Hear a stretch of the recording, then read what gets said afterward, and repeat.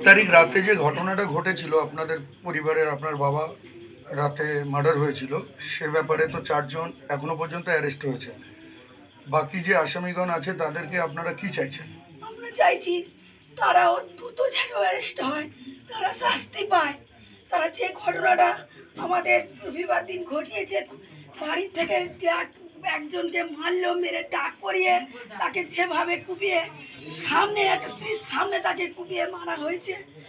আর সেই কাল থেকে আজও পর্যন্ত ওপর মহলের সরকার বা কোনো জেলা সমিতি থেকে আজও পর্যন্ত কেউ এখনো সামনে আসেনি, আমাদের এই পরিবারে সামনে এখনো কেউ দেখা করলো না। আমরা চাইছি যে তারা কিসিত আমরা কার উপরে ভরসা করব? সে তো আজ বিজেপি একটা কর্মী ছিল, এইভাবে কর্মী কিভাবে এইভাবে চলে কিভাবে গেল? তার জন্য আমরা প্রতিবাদ চাইছি যে তারা যে আমাদের সামনে আসুক, ওদের ব্যবস্থা নিক। আর যে কজন ধরতে পারেনি তারা যেন তাদেরকে তুলতে ধরে যেন ফাঁসি হয়। আমরা চাই তাদের ফাঁসি চাই, তাদের ফাঁসি চাই। আমরা আবেদন করছি সিবিআই তদন্ত হোক। তারা এখন আমাদের শুভেন্দু অধিকারী বা রাজ্য কেন্দ্র থেকে বা জেলা সমিতি থেকে কেউ আমাদের পরিবারে এখনো আমাদের কেউ সান্ত্বনা পর্যন্ত দিতে আসেনি, বা আমাদের সাথে কেউ এখনো তো কথা বলেনি দেখা করার জন্য।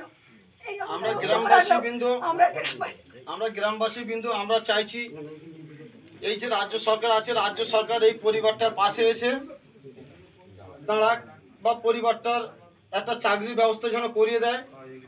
আর কিছু যেহেতু পরিবারের মেন ভূমিকার যে লোক ছিল সে লোকটা তো চলে গেল আমাদের ছেড়ে, তাই এই পরিবারটার কিছু আর্থিক সহযোগিতা যেন সরকার এসে দেখে বা অনুদান দেয়।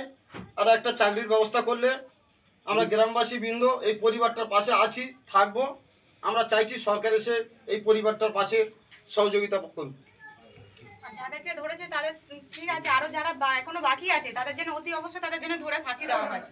আমার বাবা যেইভাবে আমার বাবাকে খুন করা হয়েছে তাদের জন্য একজনও যেন ছাড়া না পায়। আর আমরা চাইছি যাদের সিবিআই তদন্ত করা হোক খুব তাড়াতাড়ি, অবশ্যই খুব তাড়াতাড়ি যেন তাদেরকে সবাইকে ধরে ধরে অ্যারেস্ট করেছে, তাদের জন্য ফাঁসি দেওয়া হয়। আপনি কে হন? আমি ওনার বড় মেয়ে।